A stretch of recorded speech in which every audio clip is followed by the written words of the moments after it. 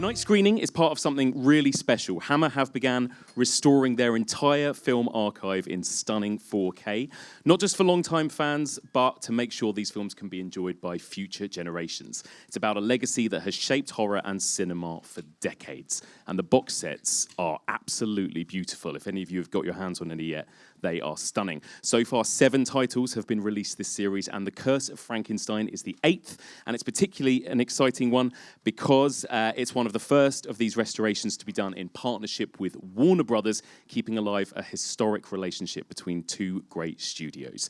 And from what I hear, there are plenty more exciting releases to come. So, with that in mind, let's get into tonight's conversation. So, I'm very, very excited to welcome my panelists, author and Hammer expert Wayne Kinsey, author and Hammer expert David Pirie, horror author, journalist Kim Newman, professor of film philosophy Lucy Bolton, and, of course, the actor who played young Victor Frankenstein, Melvyn Hayes.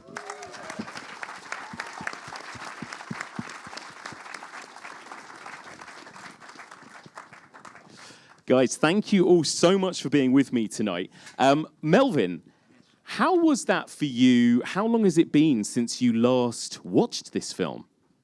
69 years. 69 years. I look so young. You do look so young. You were, I believe, at the premiere when this film was first released, right? Was it 69 years ago, 67 years, 68 years ago, something like that, right? Tell us a little bit about it, because it was at a cinema where we are sitting right now, right, on Leicester Square. It was actually here, when it was a grown-up cinema, with just one place and lots and lots of more people. There were 2 actors sitting in that audience that night, Christopher Lee and Peter Cushing, who weren't aware of the fact that they were involved in a film that was going to change their lives. They gave beautiful performances, and I felt very proud to actually be in the picture. And it was amazing to see it tonight. Can I get you to just... Are you okay to talk into the... Oh, sorry. Okay, that's okay. Is that okay? I don't know how to use one of these. There we go, perfect. Is it on now? It is, that's better. Yeah. No, it's. I never thought that it would have such lasting powers, this film. And it struck home about 2 nights ago. I was in the Underground, coming out of Leicester Square, and a man said to me, Melvyn, can I take a selfie? I said, yes, of course. He said, it's not often they get a chance to say hello to young Frankenstein. And he was about 25, 30 years of age, and I was amazed. I thought it was only sort of, an older generation. But when it hits the screens across the country, it's going to be very exciting. It's a film that means so much to so many people, I think, across all generations. Lucy, what's your kind of history? Do you have a memory of kind of when you first came to this movie? I do, yes. I remember watching it with my father. We used to watch all the Hammer films when I was a kid, clearly far too young to see these films, which I'm sure many people in this room were. I think that's my first memory is definitely seeing it at home on the television with my dad. We used to watch all of them.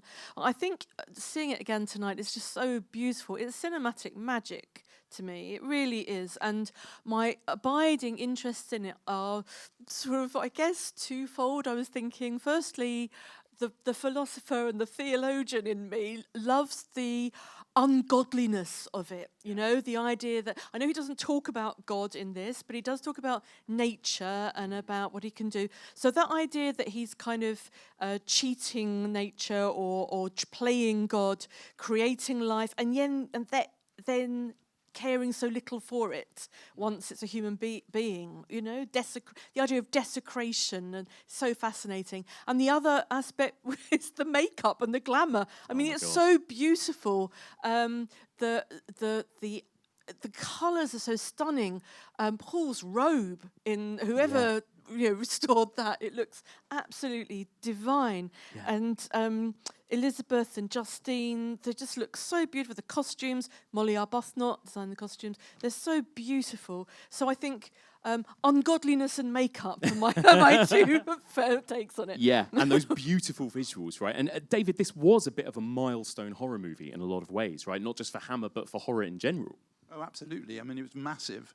It's hard to overestimate. I put it on a par with the Beatles and the Rolling Stones in music for Britain. Yeah. There's this sudden breakthrough. And we should not underestimate for a minute how difficult it was to make. I mean, it's more.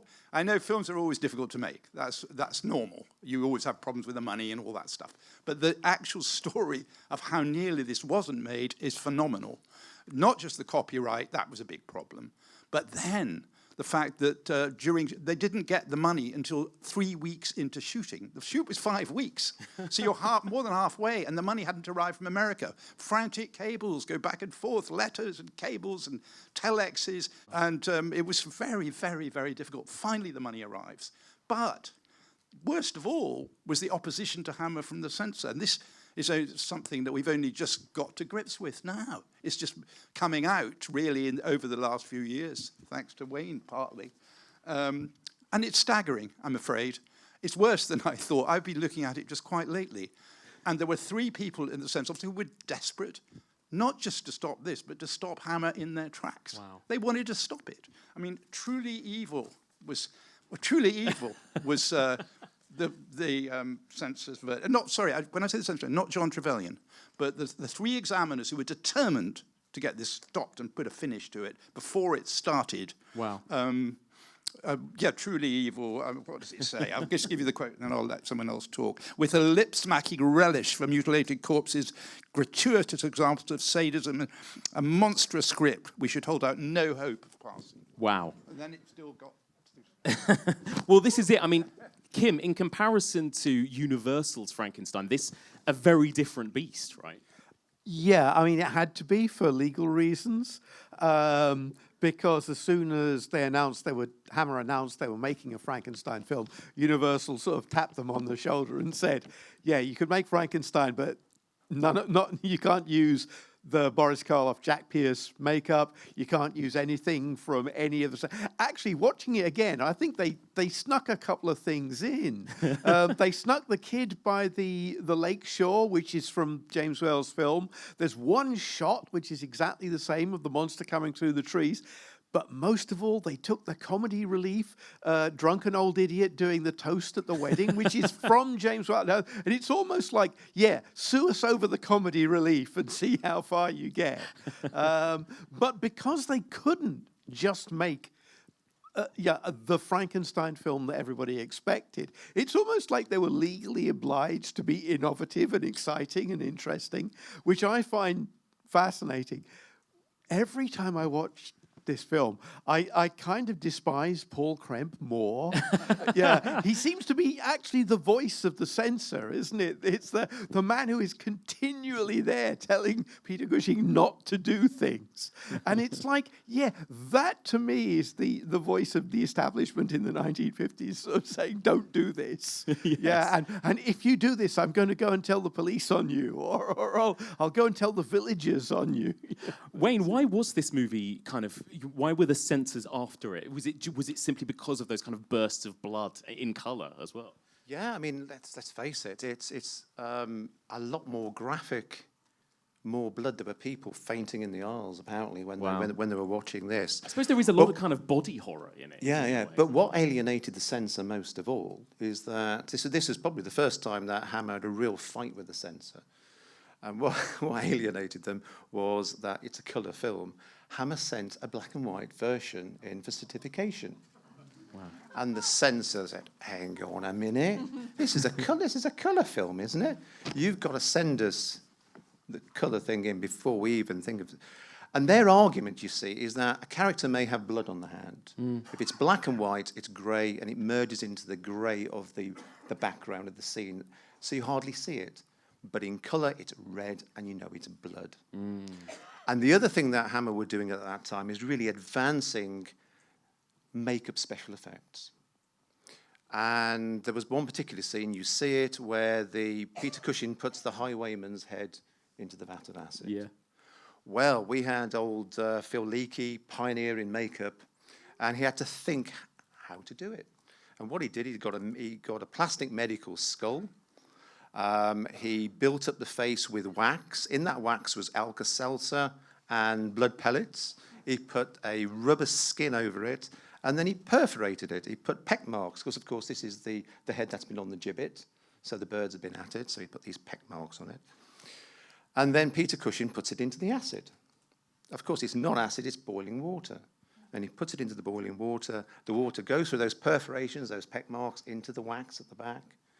It starts melting the wax. It starts melting the rubber face. The Alka-Seltzer fizzes. That gives the illusion of acid.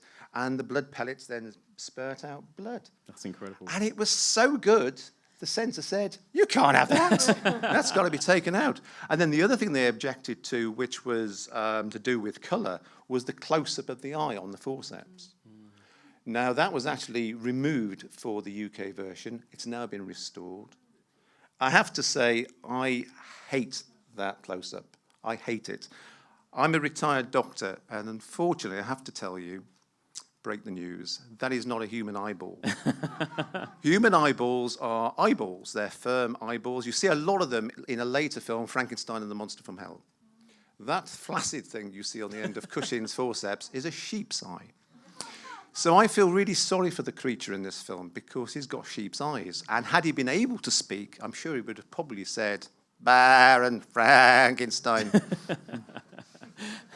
It is a gloriously kind of mean-spirited film. That's what I really love about it, actually. All of that kind of body horror and everything throughout. And this is a particularly kind of cruel character of Frankenstein himself, isn't it? Melvyn, I just wondered, do you remember sort of your reaction when you first read the character on the page? And did you receive any direction in kind of what this particular type of character Frankenstein was? I don't remember. I really don't remember being directed as such. I mean, I knew about the part a few weeks beforehand, so I learned those lines inside out, upside down, backwards, forwards, and any other way, which way. And when I arrived the day to shoot it on the first scene, I'm just trying to think, the actor played with me in the scene. It's Robert Urquhart. Robert Urquhart, of course. I mean, I stood there, and he picked up the script, and with me, ready like a racehorse, waiting to go, waiting to take off. I've been looking forward to it for so long. He picked up the script and said, "Now, what's this scene all about then?" Which threw me a bit. But no, I really don't remember. I love acting so much that I just played it in my mind what I would think that he would have been like. And he was a bit sly, I think. But it was such a joy to work with Peter. When I say work with him, I don't actually, of course, meet him in the film. But when I arrived the first day with him, he was there and said to me, "I wear this ring in the film. I suggest that you wear it as well." Amazing. And I worked with him in, I think, 3 or 4 other films. And the sort of man he was such an opposite. When we did Violent Playground, there's a scene where he's playing a Roman Catholic priest. And we're in this church in Liverpool. And he comes up to me and says, "Melvyn, I think I've done something terribly wrong." And I said, "What have you done that's terribly wrong?" He said, "There was a little old lady." He said, "And as you see, I'm dressed in my church clothes for the scene." And she said to me, "Father, would you pray for me?" So I said, "What did you do?" He said, "I prayed for her." And that was he was loved. He was so popular amongst actors. I mean, we have this saying where, you say a person is a people's actor, but he was an actor's actor. We loved him very much, and he was a joy to work with. and I'm very proud and pleased and thrilled to bits to be here tonight. The only reason they asked me, I can tell you all now, the only reason they asked me here tonight is I'm the only one alive.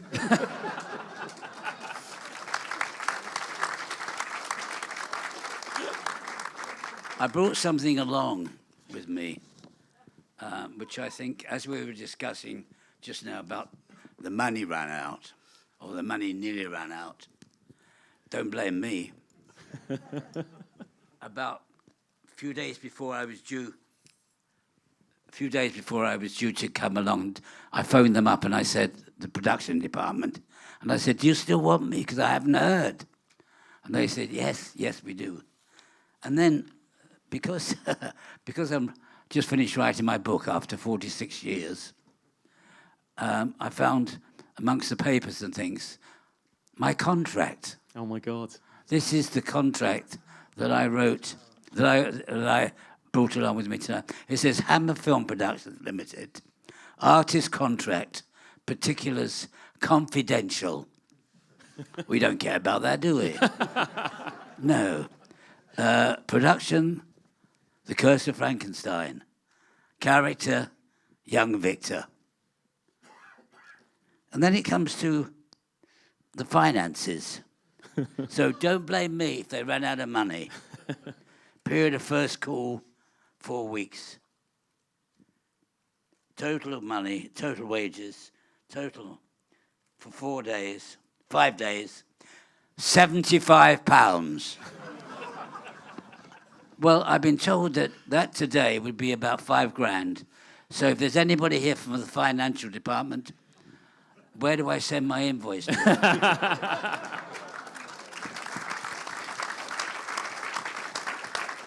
Is Mr. John? No, I'd just like him to have this as a souvenir. That is pass incredible. It on to somebody. I'll I'll pass it on to somebody in a minute. We'll make sure it's passed on. Absolutely. I love that. That is incredible that you've still got that.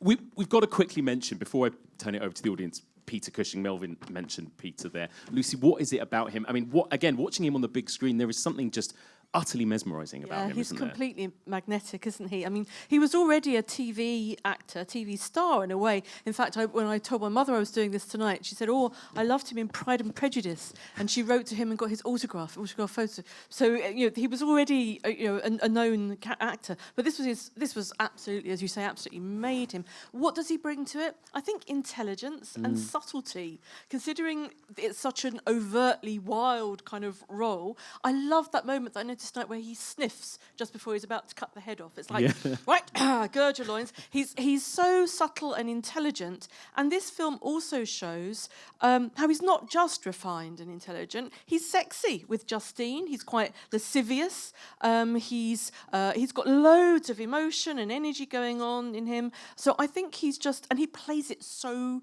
respectfully and so straight. I think he just is class. Yeah. And he makes Frankenstein multifaceted, even without saying so. He just conveys so much meaning, sensitivity, intelligence, and all these ideas going on in his head, just through his amazing blue eyes and his kind of sniff and his sneer. He's just absolutely magnetic, as I say. And Wayne, he seemed like he always kind of really embraced being a horror star from this point onwards as well, right? He seemed to love it. Oh yeah, basically, as you say, he started out as a TV star. In those days, you were either a TV star or a film star. So it was unusual to have taken Cushing. He'd won viewers' polls. He was the favourite of everybody. So James Carreras grabbed him. Let's have Peter Cushing in it. You have to remember the backstory of Hammer is that how they broke into America originally was through a guy called Robert Lippert, who used to give them American leads for their films, because the Americans didn't always understand British accents, British phrases, so they were kind of scared how they'd be accepted. And so a lot of British films were not actually shown in the States. So it was how Hammer broke through was to use. And actually there is a letter from Warner Brothers to James Carreras saying, okay, Peter Cushing, how English is he in terms of accent? You know, are we going to have any problems with this guy over in the States? And 2 months before the shoot, James Greer's almost backed down and actually said, well, if you want Dr. Frankenstein to be American, just let me know and send us a list of potentials. Luckily, they ignored that. So this was his first starring role, and because it broke box offices around the world, he became an international star overnight. He did become typecast in horror, but he didn't seem to mind as much as Christopher Lee did. And the thing I love, again, from the medical perspective, is the fact that he was so fussy. He did so much research for the role, and he used to go visit his doctor and say, how do you get a brain out? Can you take me through it? I've got to do this. How to hold the instruments, how to hold this. So he put so much effort into the role, which is clearly seen on the screen today. Whereas Christopher Lee, in comparison, right, this was a kind of breakthrough for him in a lot of ways. In fact, I heard that Bernard Bresslaw was initially considered for this role. They were the two tallest actors on the books. And actually, Bernard Bresslaw starred in a couple of Hammer films. I mean, The Ugly Duckling and I Only Asked. And he was a bigger name. And apparently his agent asked for more money than Christopher Lee's. Wow. Otherwise, Bernard Bresslaw would have gone on to be the biggest horror star in Britain. And Christopher Lee would have been in a Carry On. Yeah, and Christopher Lee would probably have gone on playing martinets and officers and bank managers, but I think he seized on it. Actually, it's astonishing how late in the film he turns up. It's a full hour before you get him, and obviously it's a wordless role. It's a part that previously Boris Karloff had kind of owned, and so he has to give a very different reading of it. I think it's actually if it's possible for a film from 1957 to have something in it that's underrated, I think Christopher Lee's performance is the thing that has least often been appreciated for how good he is in it. My favorite moment in the film is where Victor brings Paul in to show that the monster is still alive after he's performed a horrible brain operation on him and shaved off his head. And the monster turns his head away as if he's vain, as if I know, I'm pretty bad, but you don't want to look at this bit particularly, to show that there's still something in there that's fascinating. And the weird little jerky movements are astonishingly thought through. And it may just be the direction is don't do Boris Karloff. Yes, yeah, exactly. Don't get us sued, whatever you do. Exactly.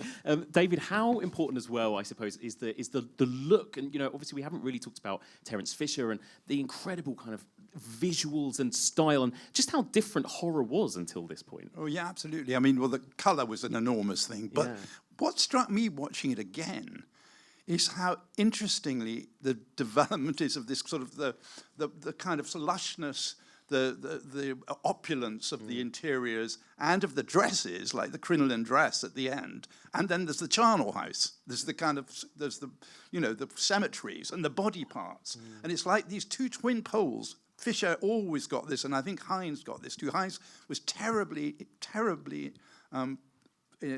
determined that Hammer would be like Ealing, that it wouldn't just be a bit knockabout and sort of fun, and and it wouldn't be just horror. It would be kind of sort of, how can I put it, real and kind of British and kind of not staid. He had a format. He actually said he wanted it to be lush and full of understated sex, but nothing overt, and quite slow, with a sort of pageantry about it. And he gets that here. But the two things that really struck me was just this idea of these crinoline dresses and all that beauty and the kind of, and then the two things come together at the end. Suddenly she's there in the lab. Yeah. And that's really scary. It's like the fusion. And those are the two kind of twin poles of Hammer for me. Love that. We've got a few minutes left, so I want to just turn it over to the audience to see if anyone has any questions for our panel. If you raise your hand, we can come around with a microphone, I believe. Don't be shy. Yes, we've got a hand up just over here. I think someone's just coming around with a mic. Hello. Question for Melvyn. You told a story before about meeting Christopher Lee at a drinks function years and years later. Studios. It was in the Long Bar in Pinewood Studios, And I thought, I don't know whether he's got a sense of humour or not. And he was surrounded by his friends, and he had a bottle of champagne in his hand and a couple of glasses. And I said, I went up to him, I said, you? Yeah, I said, I made you. He said, what? I said, I made you. Huh? And he walked off. It took me another 10 years to be able to see him at a hammer function. And there he was. And I thought, I can go up and explain to him what I was talking about. And I went up to him and I said, excuse me, many years ago, I came up to you and I said, I made you. You see, because the character I had in the film was the one that made you. And he, what? What are you doing? What? And I went, well, you see, when I say, could I have your autograph? It was amazing, actually, because the only other time I saw him was basically when he was just at the studios, and I thought, he must be very famous, because he had a friend there, Sammy Davis Jr., and I thought, that's a good name. But as far as the Bernie Breslau situation was concerned, Peter Rogers, who produced all the Carry On films, told me, he said to me, let me tell you something. He said, when they were looking for the monster, a memo went out, and it said, we're looking for somebody big. So I thought, it's me out. And he said, he doesn't have to be an actor. And the agents were called up by the production company and said, what's his daily rate? What are their daily rates? And when they said to Bernie Breslau, his agent said, well, he wouldn't go out for less than £10 a day. And this is what Peter Rogers told me. And he said, when they phoned up Christopher Lee's agent, he said, his money's £8 a day. And I believe that for £2 a day, he became an international star. But that's show business. And about my 75 quid,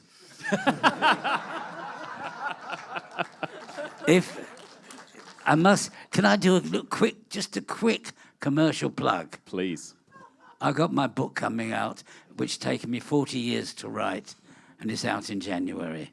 And it's called It Ain't Half Late, Mum. Thank you for that. Incredible. We've probably got time for one more question. If anyone has a question for our panel, raise your hand.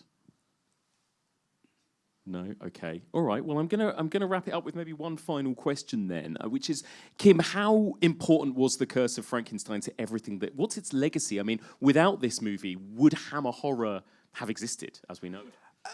Well, they'd made like the Quatermass films, so maybe they would have made some more science fiction and gone. But clearly, this is the most significant British horror film ever made. Not only without it wouldn't we have a Hammer horror tradition, we probably wouldn't have had all those other companies that imitated Hammer. As Dave said, it's like a Hard Day's Night for horror. Yeah, it is a seismic change in British popular culture. And we are still, to some extent, living with the ripple effect from it, all these years on. Fantastic. Well, there we go. Well, what an absolute pleasure it was to see this film on the big screen. I really hope everybody enjoyed it. And don't forget, you can also pick up the beautiful new 4K box set of this film with tons of amazing extras and everything. If you're a fan of Hammer, it's absolutely worth picking up. So thank you all so much for being here. And one more time, a massive thank you to my incredible panel. Thank you so much. Thank you for coming.